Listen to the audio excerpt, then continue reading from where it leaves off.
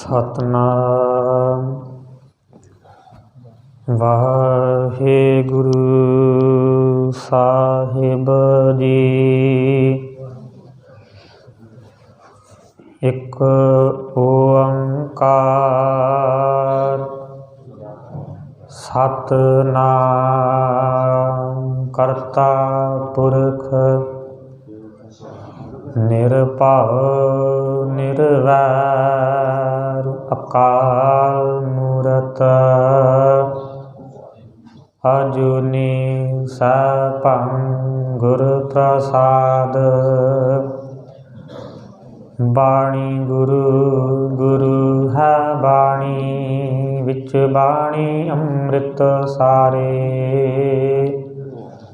गुरबाणी कहै सेवक जन मानै प्रतख गुरु निस्तारे।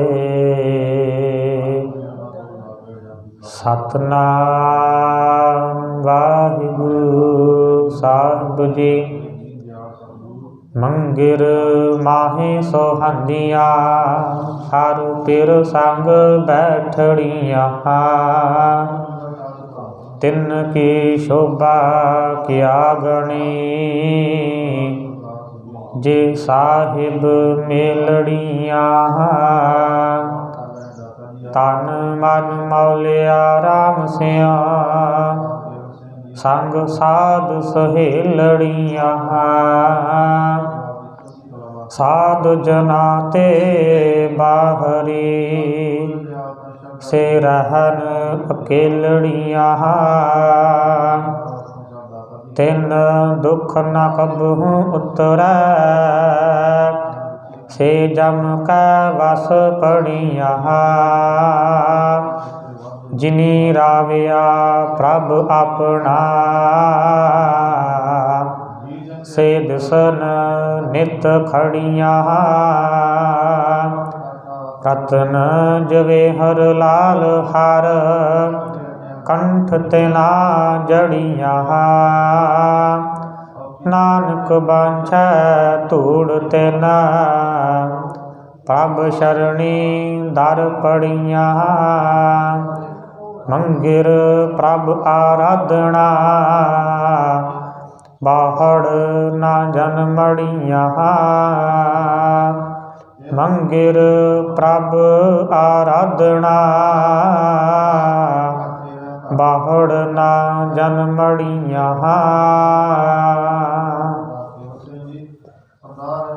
चवर छतर तख्त दे मालिक गुरता गद्दी दे सभाई माल। धन धन श्री गुरु ग्रंथ साहिब जी महाराज। तिना दी पावन पवित्र हजूरी अंदर जुड़ मिल बैठे साध संगत जी वड भागी हाँ। जो ऐसे दीन दयाल सतगुरां दी हजूरी दे विच जुड़ मिल इकत्र हो करके बैठे हाँ। सतगुरु जी ने कृपा मेहरामत बख्शिश की। जो पिछला महीना कत्तिक दा महीना सतगुरां दे पाणी अंदर खुशियां भरिया बतीत होया। सतगुरु जी कृपा करन जो अज नवें महीने की शुरुआत मगर का महीना आरंभ होया। आप आम बोल चाल की बोली विच आखदे हाँ मगर का महीना। गुरबाणी दे विच सतगुरां ने मम्मे के उपर टिप्पी ला करके मंगिर लिखिया है। सतगुरु जी इस पावन शब्द अंदर इस महीने के अंदर उपदेश करते ने। मंगिर माहे सोहंदिया हर पिर संग बैठड़िया। सतगुरु जी आखदे इस महीने के अंदर ਉਹੀ जीव इस्त्रियां सोहनियां लगदियां ने ਜਿਹੜੇ अपने खसम पति भरता के कोल बैठदियां ने। सतगुरां ने गुरबाणी के अंदर जद भी परमात्मा नूं याद किया ਤਾਂ ਸਤਿਗੁਰੂ ਜੀ ਨੇ ਬਹੁਤਾਤ ਦੇ ਵਿੱਚ ਆਪਣੇ ਆਪ ਨੂੰ ਜੀਵ ਇਸਤਰੀ ਕਿਹਾ ਔਰ ਪਰਮਾਤਮਾ ਨੂੰ ਪਤੀ ਖਸਮ ਕਹਿ ਕਰਕੇ ਆਵਾਜ਼ ਮਾਰੀ ਹੈ। ਸਤਿਗੁਰੂ ਜੀ ਇੱਥੇ ਵੀ ਪਰਮਾਤਮਾ ਨੂੰ ਆਵਾਜ਼ ਮਾਰਦੇ ਨੇ ਔਰ ਆਖਦੇ ਨੇ ਕਿ ਜਿਹੜੀਆਂ ਜੀਵ ਇਸਤਰੀਆਂ ਆਪਣੇ ਖਸਮ ਨੂੰ, ਮਾਲਕ ਨੂੰ ਚੇਤੇ ਰੱਖਦੀਆਂ ਨੇ, ਉਹੀ ਉਹਦੇ ਦਰ ਦੇ ਉੱਪਰ ਜਾ ਕਰਕੇ ਸ਼ੋਭਾ ਪਾਉਂਦੀਆਂ ਨੇ।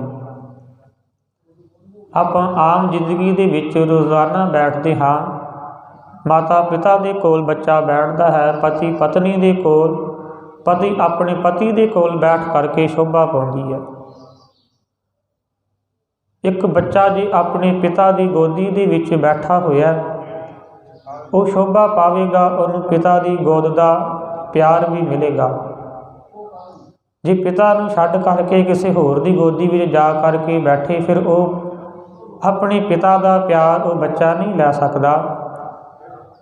ਇਸੇ ਕਰਕੇ ਸਤਿਗੁਰੂ ਜੀ ਆਖਦੇ ਨੇ, ਹੇ ਜੀਵ ਇਸਤਰੀ ਉਸ ਪਰਮਾਤਮਾ ਨੂੰ ਚੇਤੇ ਕਰ, ਧਿਆ ਉਹਨੂੰ ਚੇਤੇ ਕਰਨ ਦੇ ਨਾਲ ਤੇਰੀ ਸ਼ੋਭਾ ਇਸ ਸੰਸਾਰ ਅੰਦਰ ਔਰ ਪਰਮਾਤਮਾ ਦੀ ਹਜ਼ੂਰੀ ਦੇ ਵਿੱਚ ਹੋਵੇਗੀ। ਸਤਿਗੁਰੂ ਜੀ ਆਖਦੇ ਨੇ, ਇਹ ਜਿਹੜਾ ਮਨ ਹੈ ਇਹ ਛੇਤੀ ਕਿਤੇ ਪਤੀਸਦਾ ਨਹੀਂ, ਮੰਨਦਾ ਨਹੀਂ ਪਰਮਾਤਮਾ ਨੂੰ ਚੇਤੇ ਕਰਨ ਦੇ ਵਾਸਤੇ, ਕਿਉਂਕਿ ਇਸ ਮਨ ਨੂੰ ਪਾਹ ਚੜੀ ਹੋਈ ਹੈ।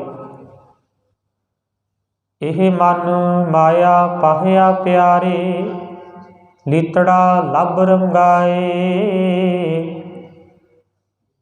ਪਾਹ ਦਾ ਭਾਵ ਜਦੋਂ ਲਲਾਰੀ ਦੇ ਕੋਲ ਨਵੇਂ ਕੱਪੜੇ ਨੂੰ ਲੈ ਕਰਕੇ ਜਾਇਆ ਜਾਂਦਾ, ਜਿਸ ਕੱਪੜੇ ਨੂੰ ਪਾਹ ਚੜੀ ਹੁੰਦੀ ਸੀ, ਉਹ ਉਸ ਕੱਪੜੇ ਨੂੰ ਛੇਤੀ ਰੰਗ ਨਹੀਂ ਸੀ ਚਾੜ੍ਹਦਾ ਜਦੋਂ ਤੱਕ ਉਸ ਕੱਪੜੇ ਦੀ ਜਿਹੜੀ ਪਾਹ ਹੈ ਉਹ ਨਿਕਲ ਨਾ ਜਾਵੇ।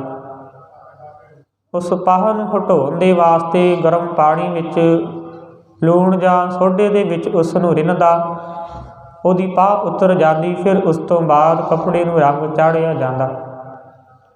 ਸਤਿਗੁਰੂ ਜੀ ਵੀ ਆਖਦੇ ਨੇ ਕਿ ਜਿਹੜਾ ਤੇਰਾ ਮਨ ਹੈ, ਇਹਨੂੰ ਲੋਭ ਲਾਲਚ ਦੀ ਜਿਹੜੀ ਪਾਹ ਉਹ ਚੜੀ ਹੋਈ ਹੈ, ਇਸ ਨੂੰ ਪਾਸੇ ਕਰਕੇ ਆ, ਉਤਾਰ ਕਰਕੇ ਆ। ਮੇਰਾ ਕੰਤ ਨਾ ਭਾਵੈ ਚੋਲੜਾ ਪਿਆਰੇ। ਇਹ ਜਿਹੜਾ ਕੰਤ ਹੈ ਪਰਮਾਤਮਾ, ਉਸ ਨੂੰ ਇਹ ਜਿਹੜਾ ਚੋਲਾ ਪਾਹ ਨਾਲ ਰੰਗਿਆ ਹੋਇਆ, ਭਰਿਆ ਹੋਇਆ, ਇਹ ਉਸ ਨੂੰ ਪਸੰਦ ਨਹੀਂ ਆਉਣਾ। ਸਤਿਗੁਰੂ ਜੀ ਆਖਦੇ ਨੇ, ਸੰਸਾਰ ਦੇ ਵਿੱਚ ਆਇਆ ਉਸ ਪਰਮਾਤਮਾ ਨੂੰ ਚੇਤੇ ਕਰ, ਉਸ ਨੂੰ ਧਿਆ, ਤਾਂ ਜੋ ਤੇਰਾ ਜਿਹੜਾ ਆਉਣਾ ਸਫਲਾ ਹੋ ਜਾਵੇ। ਤਾਂ ਹੀ ਜਾ ਕਰਕੇ ਪਰਮਾਤਮਾ ਦੀ ਹਜ਼ੂਰੀ ਦੇ ਵਿੱਚ ਤੂੰ ਸ਼ੋਭਾ ਪਾਵੇਂਗਾ। ਪਰ ਸਤਿਗੁਰੂ ਜੀ ਆਖਦੇ ਨੇ, ਜਿਹੜਾ ਸੰਸਾਰ ਹੈ ਇਹ ਸਾਰਾ ਹੀ ਉਸ ਪਰਮਾਤਮਾ ਦੀ ਜੋਤ, ਉਸੇ ਦਾ ਰੂਪ ਹੈ। ਸਭ ਮੈਂ ਜੋਤ, ਜੋਤ ਹੈ ਸੋਏ। ਸਭੈ ਘਟ ਰਾਮ ਬੋਲੇ, ਰਾਮਾ ਬੋਲੇ, ਰਾਮ ਬਿਨਾ ਕੋ ਬੋਲੇ ਰੇ। ਪਰਮਾਤਮਾ ਤੋਂ ਬਿਨਾ ਇਸ ਸੰਸਾਰ ਦੇ ਅੰਦਰ ਤਾਂ ਦੂਜਾ ਹੈ ਹੀ ਕੋਈ ਨਹੀਂ। ਪਰ ਫਿਰ ਵੀ ਸਤਿਗੁਰੂ ਜੀ ਨੇ ਉਹਨਾਂ ਦੀ ਗੱਲ ਕੀਤੀ ਜਿਹੜੇ ਉਸ ਨੂੰ ਧਿਆਉਂਦੇ ਨੇ, ਜਿਹੜੇ ਪਰਮਾਤਮਾ ਦੇ ਲਾਗੇ ਬੈਠੇ ਹੋਏ ਨੇ, ਉਹੀ ਸ਼ੋਭਾ ਪਾਉਂਦੇ ਨੇ। ਇੱਕ ਪਾਸੇ ਤਾਂ ਹਰੇਕ ਦੇ ਵਿੱਚ ਪਰਮਾਤਮਾ ਦੀ ਜੋਤ ਹੈ, ਪਰ ਦੂਸਰੇ ਪਾਸੇ ਸਤਿਗੁਰੂ ਜੀ ਆਖਦੇ ਜਿਹੜੇ ਉਸ ਨੂੰ ਧਿਆਉਂਦੇ ਨੇ, ਉਹੀ ਇਸ ਮੱਘਰ ਦੇ ਮਹੀਨੇ ਦੇ ਉਪਦੇਸ਼ ਵਿੱਚ ਆਖਦੇ ਨੇ ਕਿ ਪਰਮਾਤਮਾ ਨੂੰ ਭਾਉਂਦੇ ਉਸ ਨੂੰ ਚੰਗੇ ਲੱਗਦੇ ਨੇ। ਸਤਿਗੁਰੂ ਜੀ ਆਖਦੇ ਉਹ ਵਿਰਲੇ ਨੇ, ਜਿਸ ਤਰ੍ਹਾਂ ਇੱਕ ਅੰਬ ਦਾ ਬੂਟਾ ਹੈ, ਹੁਣ ਉਸ ਬੂਟੇ ਨੂੰ ਟਾਹਣੀ ਵੀ ਲੱਗੀਆਂ ਨੇ, ਉਹਦੇ ਪੱਤੇ ਵੀ ਲੱਗੇ ਹੋਏ ਨੇ। ਜੇ ਕੋਈ ਆਖੇ ਕਿ ਹੈ ਤਾਂ ਬੂਟਾ ਅੰਬ ਦਾ, ਇਹਦੇ ਪੱਤੇ ਖਾ ਲਏ ਜਾਣ ਤਾਂ ਅੰਬ ਦਾ ਸਵਾਦ ਆ ਜਾਵੇਗਾ, ਨਹੀਂ। ਉਹ ਜਿਹੜੇ ਅੰਬ ਦੇ ਫਲ ਦੀ ਮਿਠਾਸ ਹੈ ਉਹ ਪੱਤੇ ਦੇ ਵਿੱਚੋਂ ਨਹੀਂ ਆ ਸਕਦੀ। ਕੋਈ ਦੂਸਰਾ ਆਖੇ ਕਿ ਪੱਤੇ ਦੇ ਵਿੱਚੋਂ ਮਿਠਾਸ ਨਹੀਂ ਆਈ, ਤੁਸੀਂ ਜਿਹੜੇ ਇਹਦੇ ਟਹਿਣੇ ਨੇ ਉਹਨਾਂ ਨੂੰ ਤੋੜ ਕਰਕੇ ਲੈ ਆਓ, ਉਹਦੇ ਵਿੱਚੋਂ ਅੰਬ ਦੀ ਮਿਠਾਸ ਆ ਜਾਵੇਗੀ। ਬੂਟਾ ਤਾਂ ਅੰਬ ਦਾ, ਪਰ ਨਹੀਂ, ਅੰਬ ਦੇ ਵਿੱਚੋਂ, ਉਸ ਟਹਿਣੇ ਦੇ ਵਿੱਚੋਂ, ਪੱਤੇ ਦੇ ਵਿੱਚੋਂ ਉਹ ਫਲ ਦੀ ਮਿਠਾਸ ਨਹੀਂ ਆ ਸਕਦੀ ਜਿਹੜੀ ਅੰਬ ਦੇ ਫਲ ਦੇ ਵਿੱਚੋਂ ਮਿਠਾਸ ਆਉਣੀ ਹੈ।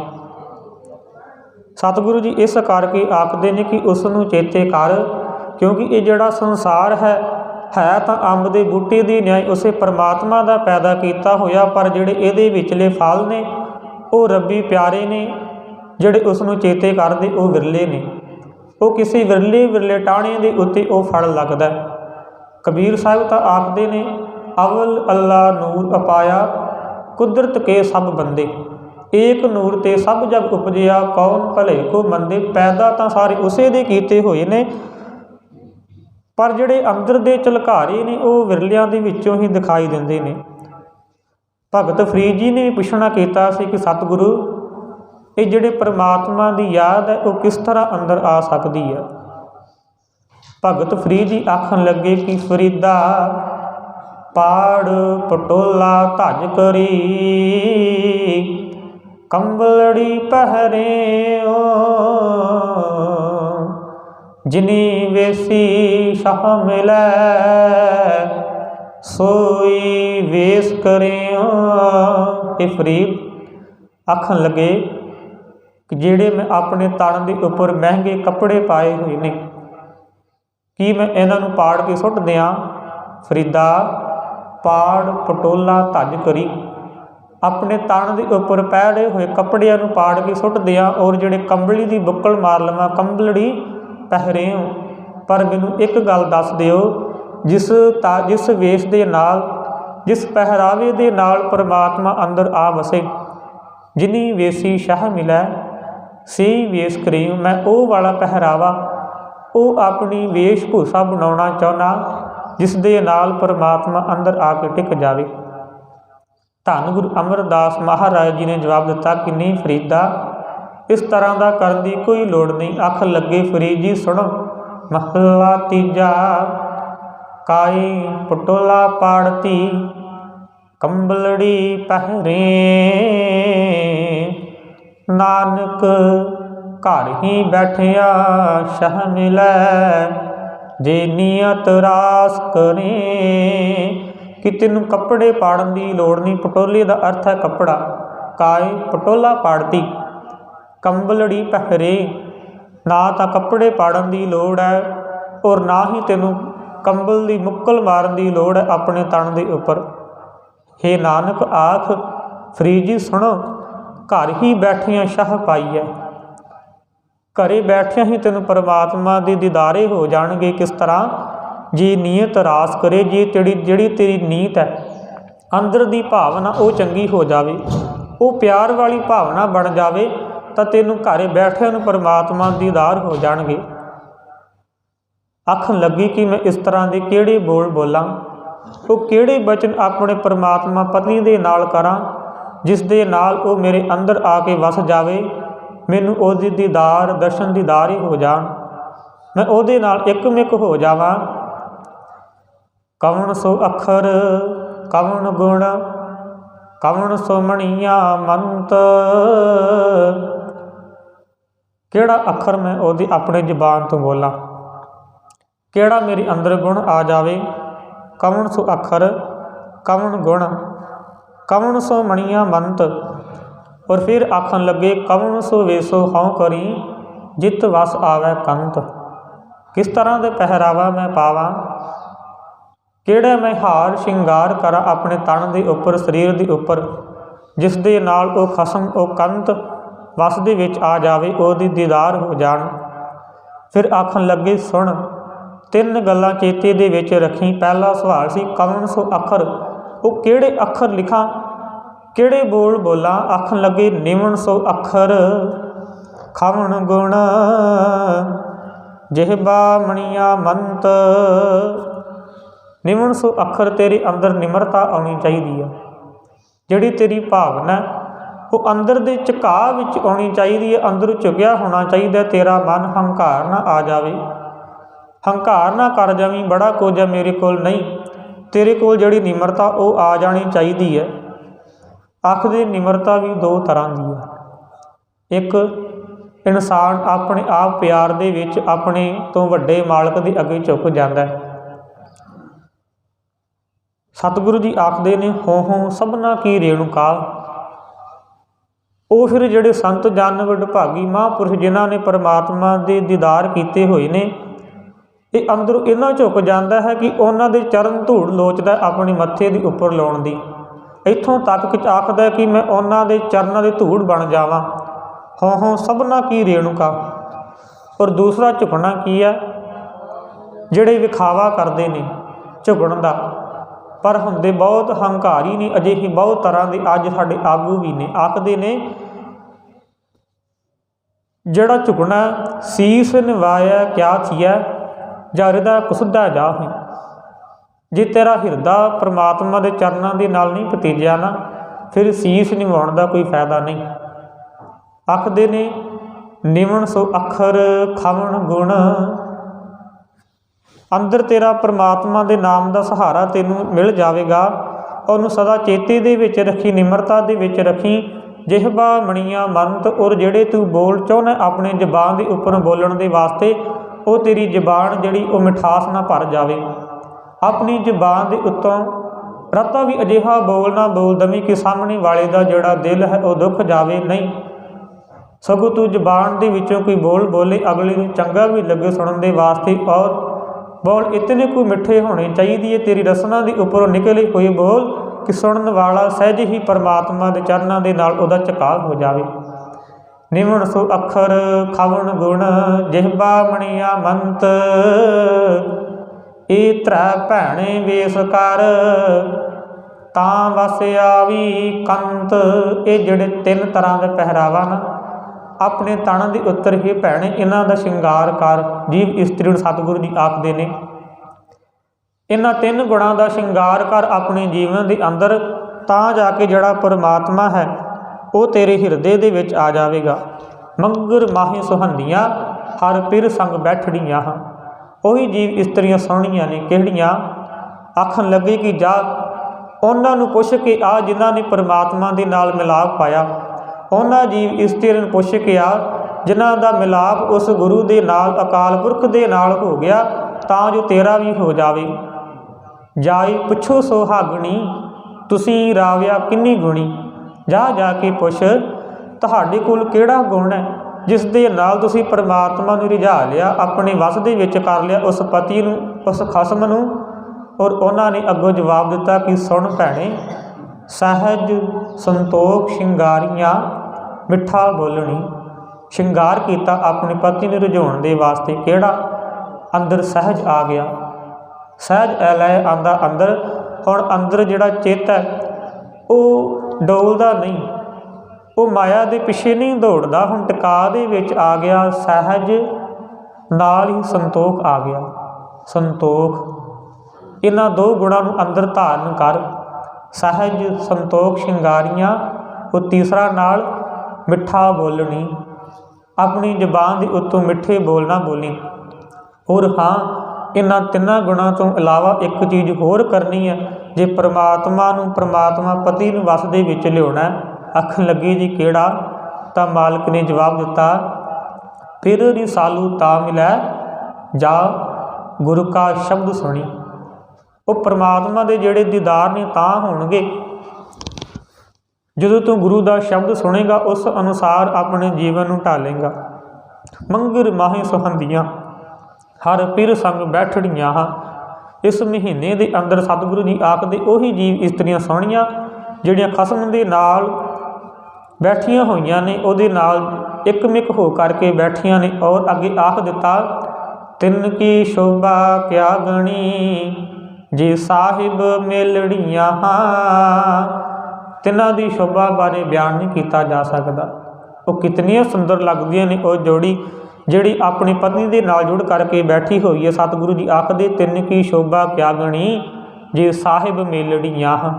ਜਿਹਨਾਂ ਨੂੰ ਪਰਮਾਤਮਾ ਨੇ ਆਪ ਮੇਲ ਲਿਆ ਆਪਣੇ ਨਾਲ, ਚਰਨਾਂ ਦੇ ਨਾਲ, ਤਿੰਨਾਂ ਦੇ ਬਿਆਰੇ ਬਿਆਨ ਕਰਨਾ ਬਹੁਤ ਔਖਾ ਹੋ ਜਾਂਦਾ। ਕਈ ਵਾਰੀ ਆਪਾਂ ਆਖ ਦਿੰਦੇ ਹਾਂ ਸਾਡਾ ਜਿਹੜਾ ਮੇਲ ਮਿਲਾਪ ਹੈ ਉਹ ਵੱਡੇ ਘਰਾਣੇ ਦੇ ਨਾਲ, ਸਰਕਾਰੀ ਦਰਬਾਰੇ ਸਾਡੀ ਉੱਠਣੀ ਬੈਠਣੀ ਹੈ, ਬੜੀ ਪਹੁੰਚ ਹੈ। ਪਰ ਸਤਿਗੁਰੂ ਜੀ ਆਖਦੇ ਨਹੀਂ, ਇਹ ਜਿਹੜਾ ਤੇਰਾ ਪਹੁੰਚ ਹੈ, ਤੇਰੀ ਚੜ੍ਹਤ ਹੈ, ਇਸ ਦੇ ਨਾਲ ਤੇਰੀ ਮਨ ਦੇ ਅੰਦਰ ਹੰਕਾਰ ਆ ਗਿਆ। ਫਿਰ ਪਰਮਾਤਮਾ ਨੂੰ ਤੂੰ ਵੱਸ ਦੇ ਵਿੱਚ ਉਹਦੇ ਨਾਲ ਪਿਆਰ ਦੀ ਭਾਵਨਾ ਨਹੀਂ ਤੂੰ ਪੈਦਾ ਕਰ ਸਕਦਾ। ਤਿੰਨ ਕੀ ਸ਼ੋਭਾ ਕਿਆ ਗਣੀ, ਜੇ ਸਾਹਿਬ ਮੇਲੜੀਆਂ। ਕਿਉਂਕਿ ਜਿਹੜੇ ਪਰਮਾਤਮਾ ਨੂੰ ਚੇਤੇ ਕਰਦੇ ਨੇ ਉਹ ਤਾਂ ਜਿਵੇਂ ਪਰਮਾਤਮਾ ਨਿਰਮਲ ਹੈ, ਮਾਇਆ ਤੋਂ ਰਹਿਤ ਹੈ, ਉਹਨੂੰ ਧਿਆਉਣ ਵਾਲੇ ਵੀ ਮਾਇਆ ਤੋਂ ਰਹਿਤ ਹੋ ਜਾਂਦੇ ਨੇ, ਹੰਕਾਰ ਤੋਂ ਰਹਿਤ ਹੋ ਜਾਂਦੇ। ਜਿਹੜੇ ਪੰਜ ਵਿਕਾਰ ਨੇ ਉਹਨਾਂ ਦੇ ਨੇੜੇ ਨਹੀਂ ਆਉਂਦੇ। ਜੋ ਨਿਰਮਲ ਸੇਵੈ ਸੋ ਨਿਰਮਲ ਹੋਵੈ।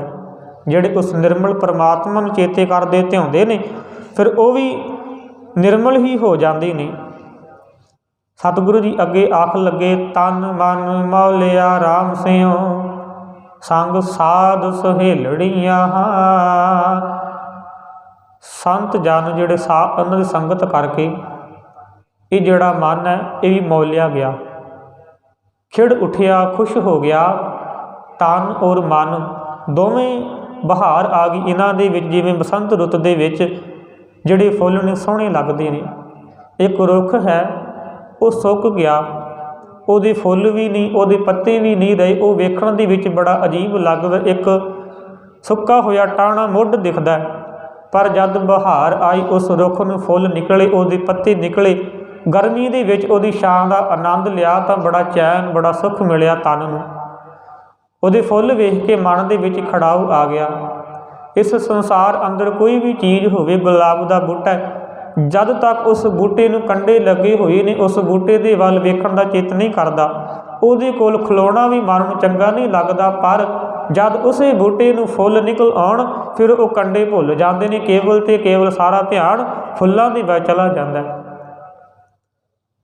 ਉਸੇ ਤਰ੍ਹਾਂ ਸਤਿਗੁਰੂ ਜੀ ਆਖਦੇ, ਤਨ ਮਨ ਮੌਲਿਆ ਰਾਮ ਸਿਉ ਸੰਗ ਸਾਧ ਸਹੇਲੜੀਆਂ। ਸਾਧ ਸੰਗਤ, ਸੰਤ ਜਨਾਂ ਦੀ ਸੰਗਤ ਕਰਕੇ ਪਰਮਾਤਮਾ ਨੇ ਆਪ ਬਖਸ਼ਿਸ਼ ਕਰ ਦਿੱਤੀ। ਜਿਹੜਾ ਤਨ ਔਰ ਮਨ ਹੈ ਇਹ ਵੀ ਮੌਲਿਆ ਗਿਆ, ਖਿੜਾ ਉੱਠਿਆ, ਖੁਸ਼ੀ ਦੇ ਵਿੱਚ ਆ ਗਿਆ। ਇਹ ਸਤਿਗੁਰੂ ਜੀ ਨੇ ਪਹਿਲੇ 3 ਪੰਕਤੀਆਂ ਦੇ ਵਿੱਚ ਗੱਲ ਕੀਤੀ। ਜਿਹੜੇ ਪਰਮਾਤਮਾ ਦੇ ਨਾਲ ਜੀਵ ਇਸਤਰੀਆਂ ਮਿਲੀਆਂ ਹੋਈਆਂ ਨੇ ਤਿਨਾਂ ਦੇ ਮਨ ਦੇ ਵਿੱਚ ਖੜਾਓ ਹੈ। ਸਤਿਗੁਰੂ ਜੀ ਅੱਗੇ ਆਖਣ ਲੱਗੇ, ਜਿਹੜੀਆਂ ਪਰਮਾਤਮਾ ਦੀ ਖੁਸ਼ੀ ਤੋਂ ਵਾਂਝੇ ਰਹਿ ਗਏ, ਸਾਧ ਜਨਾਂ ਤੇ ਬਾਹਰੀ ਸੇ ਰਹਿਣ ਅਕੇਲੜੀਆਂ।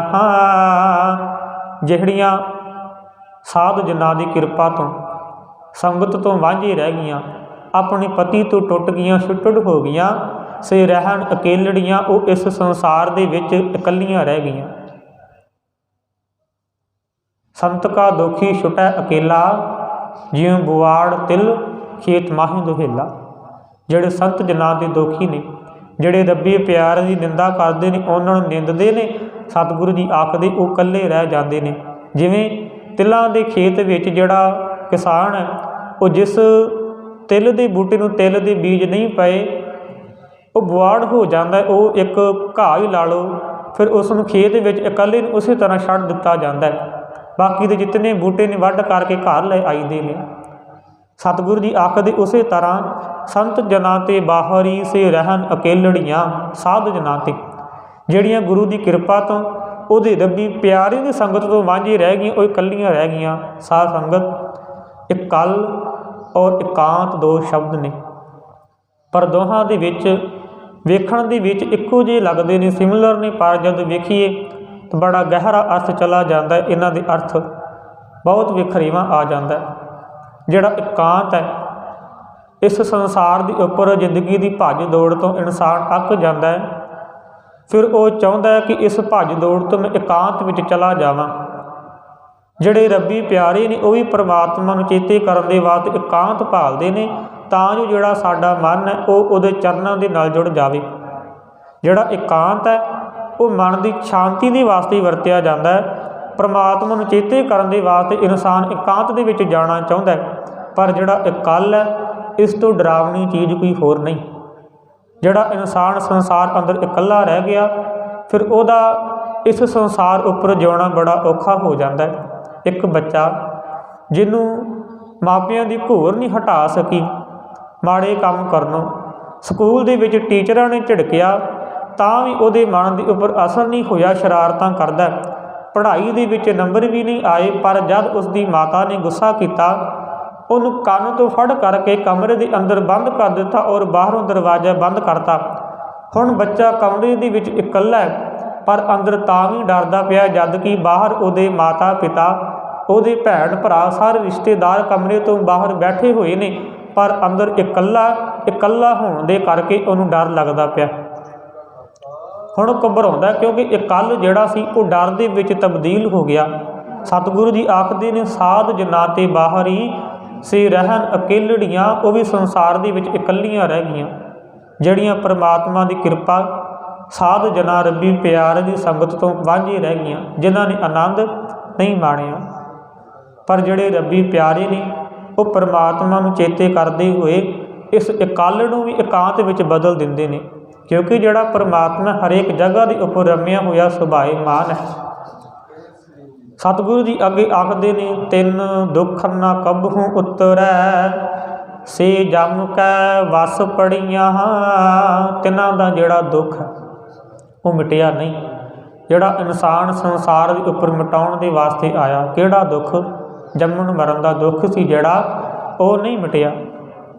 ਹੁਣ ਹੋਇਆ ਕਿ ਪਰਮਾਤਮਾ ਦਾ ਨਾਮ ਵੀ ਨਹੀਂ ਜਪਿਆ, ਉਹਦੀ ਸੰਗਤ ਵੀ ਨਹੀਂ ਕੀਤੀ, ਇਕੱਲੀਆਂ ਰਹਿ ਗਈਆਂ।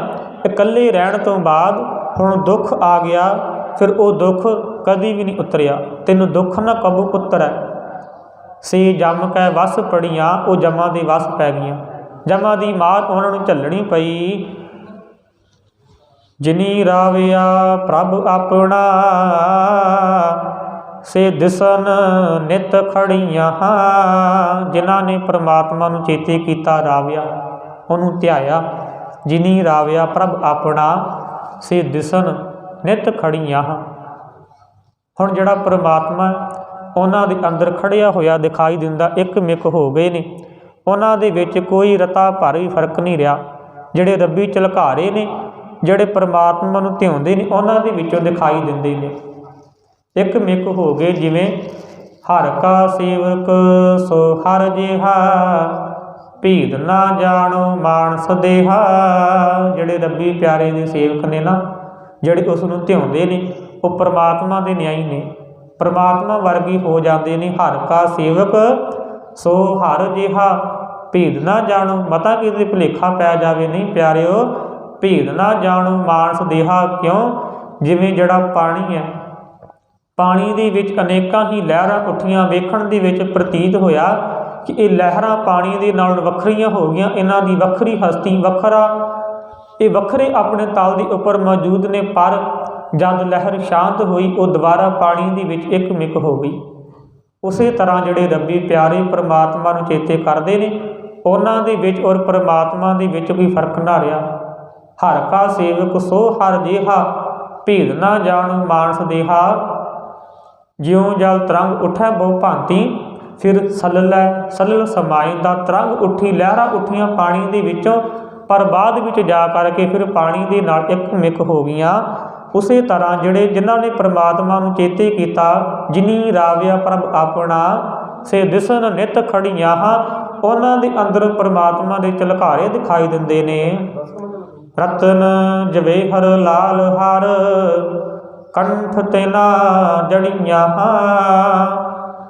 ਇਨਸਾਨ ਸੋਹਣਾ ਦਿਖਣ ਦੇ ਵਾਸਤੇ ਗਲ ਦੇ ਵਿੱਚ ਮੋਤੀ ਹੀਰੇ ਪਹਿਨਦਾ ਹੈ, ਔਰ ਜਿਹੜੇ ਸੰਸਾਰ ਅੰਦਰ ਕੀਮਤੀ ਬੇਸ਼ੁਮਾਰ ਕੀਮਤੀ ਪੱਥਰ ਨੇ, ਜਿਨ੍ਹਾਂ ਦੀ ਕੋਈ ਵੈਲਿਊ, ਉਹਨਾਂ ਦੀ ਕੋਈ ਕੀਮਤ ਨਹੀਂ ਲਾ ਸਕਦਾ, ਉਹਨਾਂ ਦੇ ਜੌਹਰੀਆਂ ਨੇ ਵੱਖੋ ਵੱਖਰੇ ਨਾਮ ਵੀ ਰੱਖ ਦਿੱਤੇ। ਕਿਸੇ ਨੂੰ ਹੀਰੇ ਕਹਿ ਦਿੱਤਾ, ਕਿਸੇ ਨੂੰ ਮੋਤੀ, ਕਿਸੇ ਨੂੰ ਨੀਲਮ, ਕਿਸੇ ਨੂੰ ਮੂੰਗਾ ਆਦਿਕ ਬਹੁਤ ਸ਼ਬਦ ਨੇ ਇਸ ਤਰ੍ਹਾਂ ਦੇ, ਜਿਹੜੇ ਉਹਨਾਂ ਕੀਮਤੀ ਪੱਥਰਾਂ ਦੇ ਵਾਸਤੇ ਵਰਤੇ ਗਏ। ਆਖਣ ਲੱਗੇ ਕਿ ਇਹਨਾਂ ਪੱਥਰਾਂ ਦੀ ਕਿਤੇ ਨਾ ਕਿਤੇ ਜਾ ਕੇ ਕੀਮਤ ਲੱਗ ਸਕਦੀ ਹੈ, ਪਰ ਜਿਹੜਾ ਪਰਮਾਤਮਾ ਦਾ ਨਾਮ ਹੈ ਇਹ ਇਤਨਾ ਬੇਸ਼ੁਮਾਰ ਹੈ, ਇਹਦੀ ਕੋਈ ਕੀਮਤ ਨਹੀਂ। ਕੰਚਨ ਸਿਉ ਪਾਈਆ ਨਹੀਂ ਤੋਲ। ਭਾਵੇਂ ਸਾਰੇ ਸੰਸਾਰ ਦਾ ਸੋਨਾ ਇੱਕ ਪਾਸੇ ਰੱਖ ਦੇ, ਪਰ ਜਿਹੜਾ ਪਰਮਾਤਮਾ ਦਾ ਨਾਮ ਹੈ ਉਹਦੀ ਕੀਮਤ ਨਹੀਂ ਲਾਈ ਜਾ ਸਕਦੀ। ਇਸ ਕਰਕੇ ਭਾਈ ਨਾਮੇ ਕੀ ਕੀਮਤ ਕਿਸ ਕਹੀ ਨਾ ਜਾਏ। ਪਰਮਾਤਮਾ ਦੇ ਨਾਮ ਦੀ ਕੋਈ ਵੀ ਕੀਮਤ ਨਹੀਂ ਕਹਿ ਸਕਦਾ ਕਿ ਅੰਦਾਜ਼ਾ ਲਾ ਦੇਵੇ ਇਤਨੀ ਕੀਮਤ ਮੈਂ ਦੇ ਦਿੰਦਾ, ਮੈਨੂੰ ਪਰਮਾਤਮਾ ਦਾ ਨਾਮ ਦੇ ਦਿਓ, ਨਹੀਂ। ਸਤਿਗੁਰੂ ਜੀ ਆਖਦੇ ਇਸ ਕਰਕੇ ਪਰਮਾਤਮਾ ਦਾ ਜਿਹੜਾ ਨਾਮ ਹੈ ਭਾਈ, ਉਹਨੂੰ ਧਿਆਓ, ਚੇਤੇ ਕਰੋ ਸੰਤੋ।